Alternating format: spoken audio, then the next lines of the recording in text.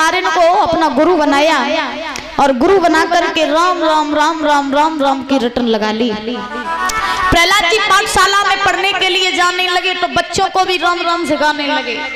गुरु संडामर्ग के यहाँ पर प्रहलाद जी शिक्षा ग्रहण कर रहे थे। संडामर्ग के आश्रम में सब राक्षसों के ही बालक पढ़ रहे थे।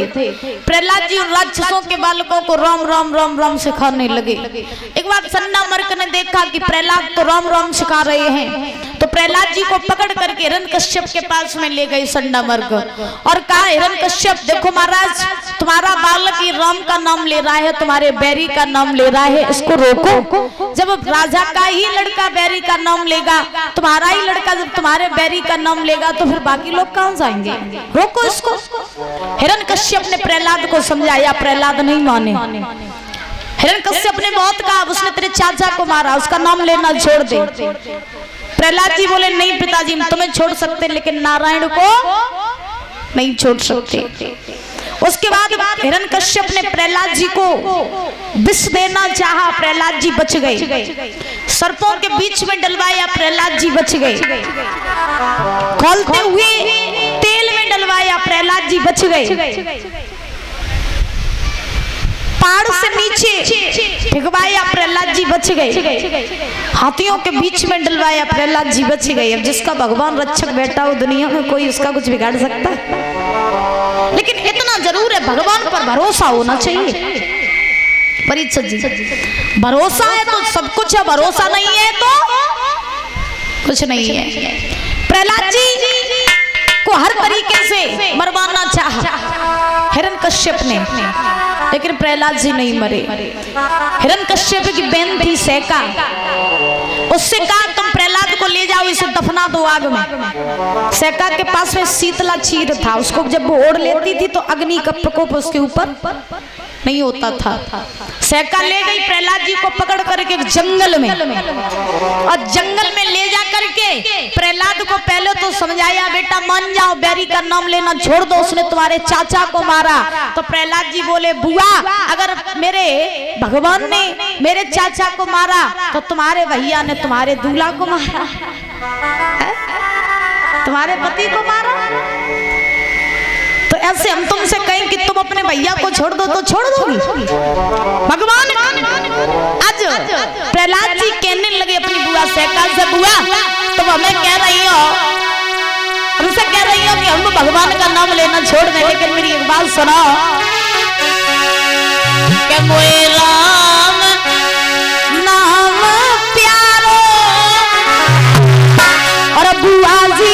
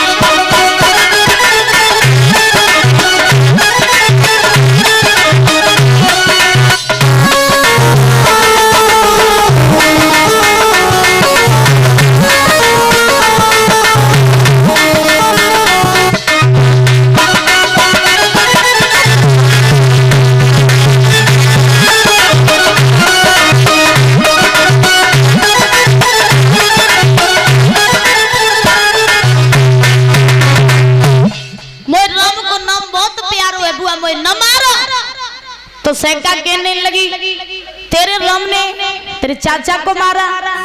तो प्रहलाद जी बोले, चाचा को मारो तो कौन सा बड़ो काम करो, मेरी बात सुनो। जोने चाचा को मारो, जाने चाचा को मारो, ओ बबुला खासा मारो, जाने भूपा को मारो, वो तो भैया खास को मारो।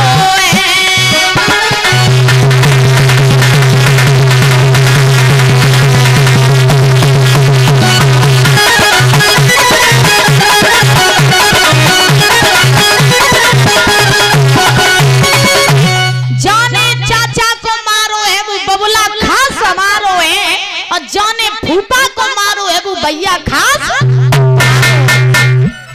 मेरे भगवान मेरा तो नारायण है, वो मनुष्य बनाता है तो मनुष्यों को मार भी सकता है, लेकिन तुम्हारे दूल्हा को तुम्हारे भैया ने मारो, यानी हमारे बाप हिरण्यकश्यप ने मारो, हम तुमसे जगह तुम अपने भैया छोड़ दो तो तुम छोड़ दी। सका कहने लगी अच्छा जितो छोटो उतो ही खोटो। अच्छा कहा नहीं जाता देखत के छोटे लगे घाव करे गंभीर, जो देखत के छोटे लगत भाई बड़े बड़े घाव कर जा। जगपति जी महाराज नहीं माने प्रहलाद जी, तो सैका ने चिता बनवाई, गोद में बैठा लिया प्रहलाद जी को। सैका ने शीतला चीर ओढ़ लिया। शीतला चीर ओढ़ करके जैसे ही प्रहलाद जी को गोद में बैठा ला, अब प्रहलाद जी तो राम राम राम राम राम राम कहते जा रहे। और जैसे ही प्रहलाद जी ने भगवान का स्मरण किया, प्रभु अब तो मेरी नैया तुम्हारे ही हाथों, नाथ अगर राजा आप मुझे बचाने के लिए ना आए तो आपका नाम झूठा पड़ जाएगा। जब ये बात कही तो महाराज आज जैसे चिता में आग लगी, 49 पवनें चलने लगी। और जब 49 पवनें चलने लगी तो सैका जो शीतला चीर ओढ़े थी वो शीतला चीर ओढ़ लिया प्रहलाद जी ने। और जैसे ही प्रहलाद जी ने ओढ़ा तैसे ही महाराज आज सैका उसी चिता में जल करके राख हो गई। और जैसे ही चिता में जल करके सैका राख हुई, उसी समय प्रहलाद जी तो शीतला चीर ओढ़ करके बैठे राम राम राम राम राम राम कहते जा रहे।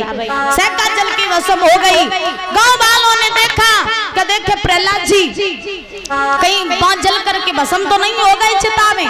तो सारे लोग आए, आ करके महाराज फागुन का महीना था, फागुन के महीने में होती है महाराज जौ की फसल और गेहूं की फसल। तो महाराज जैसे ही गांव वाले गए तो गांव वाले आज वही चिता बुझाने के लिए महाराज आज जौ उखाड़ करके चिता को बुझाने लगे। और जैसे ही चिता को बुझाने लगे तो फागुन के महीने में होली होती है परीक्षा जी, और जब होली जलाई जाती है तो आखत पड़ते हैं। आखत आप क्या पढ़ते हैं? बेजर डाल डाल करके आखत पढ़ते। उसी दिन से ये प्रथा चली महाराज आखत की। ठीक है, आज उन्हीं जौ के द्वारा महाराज चिता बुझाई गई। देखा क्या कि सैका जो थी वो जल के भस्म हो गई और प्रहलाद जी सही सलामत बाहर आ गए।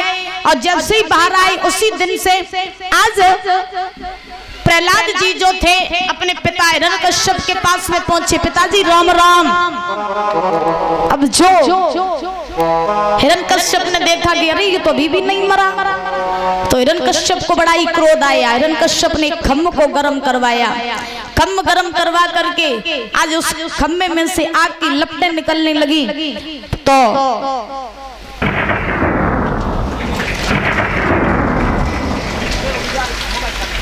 और जैसे ही आग की लपटें निकलने लगी परीक्षित जी, तो हिरण्यकश्यप ने प्रहलाद जी से कहा प्रहलाद बता तेरा भगवान कहाँ कहाँ है? तो प्रहलाद जी कहने लगे पिताजी हमारा भगवान तुम में है, हम में है, और इस खम्भ में है, तुम्हारी तलवार में भी है, और इस कड़ में है। तो जब ये बात कही प्रहलाद जी ने कि इस खम्भ में भी भगवान है, तो हिरण्यकश्यप ने प्रहलाद जी से कहा कि अगर तेरा भगवान इस खम्भ में है तो तू ये खम्भ बैठ के दिखा दे।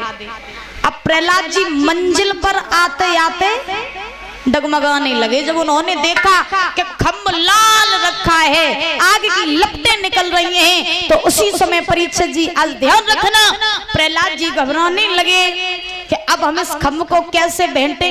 अगर खम्भ को भेंट लिया तो मारे जाएंगे, जल करके भस्म हो जाएंगे।